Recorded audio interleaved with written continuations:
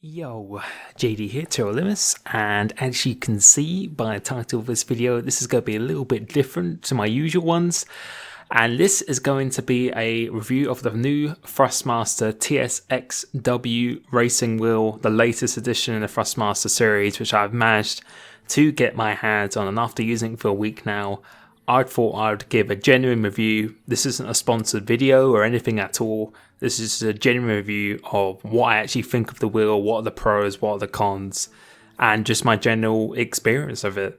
And starting off with the cons then, the design, as you can see here, I feel, is just incredible. It looks so sick with the red and black color scheme. Just the way the wheel looks, how the buttons are laid out, it looks absolutely incredible. And not to mention, it actually matches my controller as well, which is a good plus. But the wheel itself just looks like a proper racing wheel, and the design of it, I just absolutely love it. And the base is exactly the same as the TSPC Racer wheel. I'm not going to be too technical in this, but you can see the base there is exactly the same as the TSPC Racer. So the force feedback and the smoothness is going to be the same. It's just the steering wheel itself, as you can see here by my setup. That is the only thing that is different. And talking about the force feedback and smoothness, it feels incredible. Having the experience of using another wheel, other wheels in the past, I feel I can just be so precise on this. I could just be so much more consistent, and I just want to play it all the time. And the force feedback's not even turned up to its absolute max, and I can just feel the car through the corners, which I feel is absolutely essential for me. I don't know how people played on non-force feedback wheels back in the day, but the force feedback is, I feel, very realistic on this. It's not too high, even though you can put it to a very high setting if you like. For me, I'm about 25% off the max settings, but as you can see by this gameplay here, you could just be so precise through the corners. I could just feel when the car's going light, when you have that oversteer, and then in wet conditions when the cars go as well, and it just feels very nice. The belts used, as I said, it's the same base as a TSPC Racer, so if you've experienced that, you're going to have exactly the same experience here as well. As the wheel itself, the perfect dimensions, as you can see by this, it fits very nicely in the hand. It's not too tight, it's not too thick or too thin. Just the thumbs really wrap in nicely, which I feel again is very important. Have a very good comfort level when you're using a device, even a controller. I feel it's very important on this. It doesn't rip your hands apart, which I've had on other wheels I've used before, or no grip or no feeling at all, where you feel like it's just going to come out of your hands through the force feedback. On this, you can do races for long durations, and it just feels very nice to the hand itself. Another pro of this is having the pedals coming in a bundle. They are the stock T3PA pedals, they're not the pro version.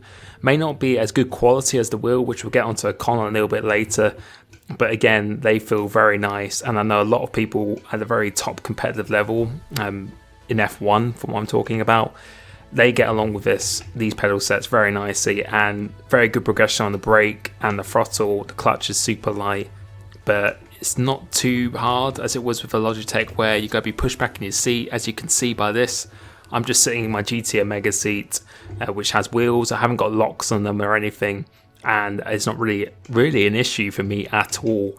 Although a cockpit would definitely be more stable, it's really not necessary, especially for F1 games. However, if you do race in a sim where you want like a load brake cell or a different pedal set, then I'll probably recommend that you get a wheel stand or cockpit, definitely, at the very least. Another good thing about this wheel is it has a quick release system, so if you want to use your other Thrustmaster wheels or the steering wheels itself, it's very easy to unlock and just put the wheel back in again.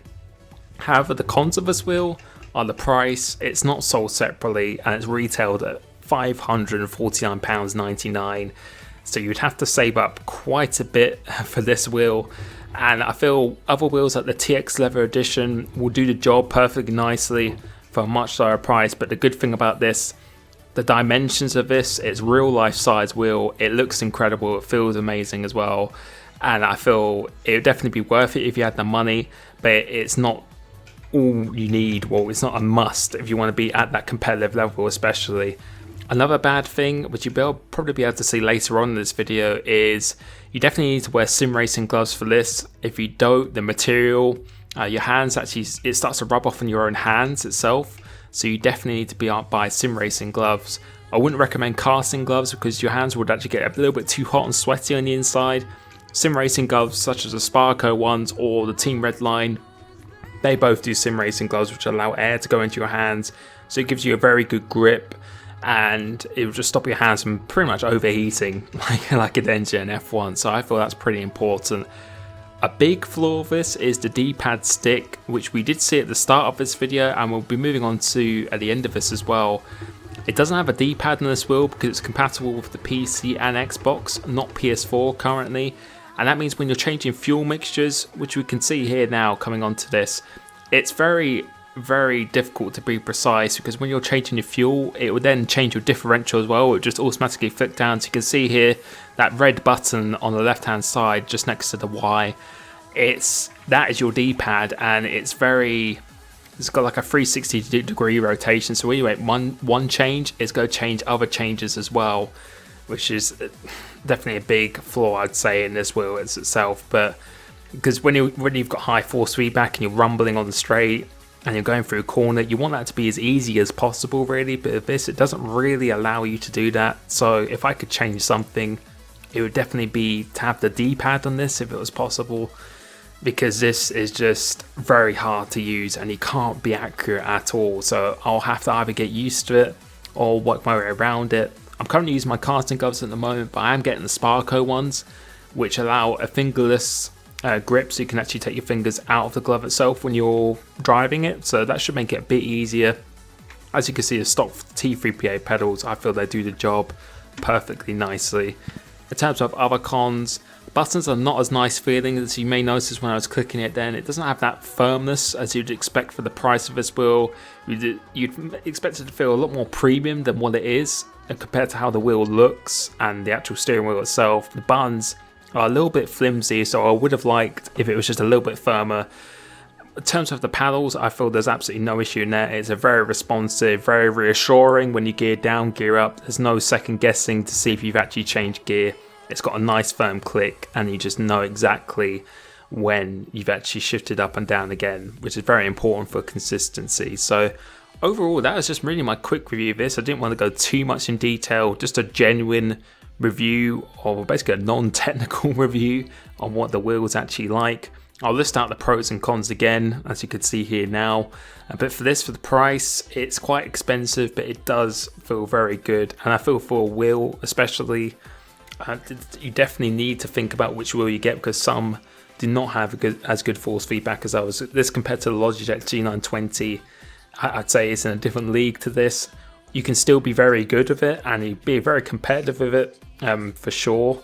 But in this, I just feel it's a lot easier to be consistent, get up to the pace much quicker, because it feels a lot more realistic in the hand and just in the feeling of being precise and everything like that as well. So it's expensive, but I'd say if you had the money and saved up and you really like the look of this wheel, it's definitely worth it. But there definitely are alternative options, such as a TX Leather Edition wheel. I feel that's a very good buy as well. With these pedals, a negative of this again is that maybe the pedal set is not quite up to what you'd expect with the wheel itself. For this price package, you'd maybe expect a Pro T3PA pedals, because it is on the expensive side to buy this. So just having a stock T3PA, I feel they could have maybe upped it a little bit to the Pros, but in my opinion, these pedals do the absolute job. The only real difference is with the T3PA Pros, there's just a lot more adjustability in those pedals. Heavy as well when they look nicer, but for me, I haven't even made any adjustments and it feels absolutely fine to me. So it's all about what your budget is, how lifelike you really want it. But for me, I feel this does the job, and the progress I've been making as well has been very good. I've been having so much fun actually using this. And yeah, that is just my genuine review of this wheel. So I hope you enjoyed this little video, something a little bit different. Ask me any questions, I will actually get back to you in the comments. I know I haven't been doing that as much recently, but for this video, any questions, fire away and I'll try and get through them as quick as possible. So thank you for watching and see you next time. Peace.